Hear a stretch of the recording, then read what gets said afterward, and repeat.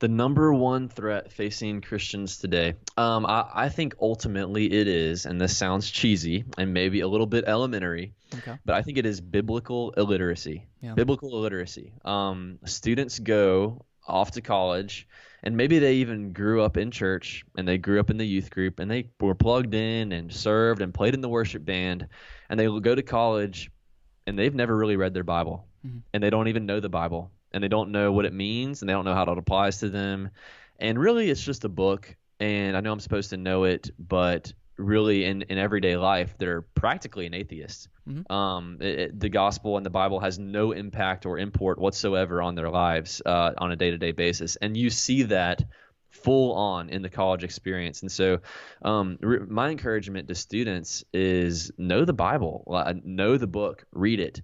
You don't have to emotionally prime yourself to have a good, amazing, quiet time with God every morning, and it warms your soul and gives you warm fuzzies inside. Like you don't need that. What you need is truth, and what you need is a message that will equip you. And the Bible is that. The Bible is sturdy, it's strong, it's challenging.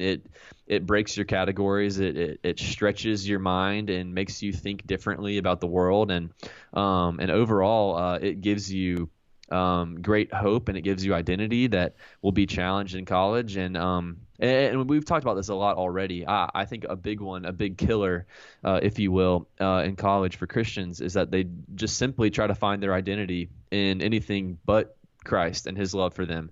They try to find their self-worth in their GPA. They try to find their self-worth in that relationship and that fraternity or sorority and that group of friends, and even the college that they're going to, how academically prestigious it is or not, or their career path or their major. And so those things are disasters if you try to find your worth in those things, because they fade and they fail you and they change, and they're just not reliable gods to serve.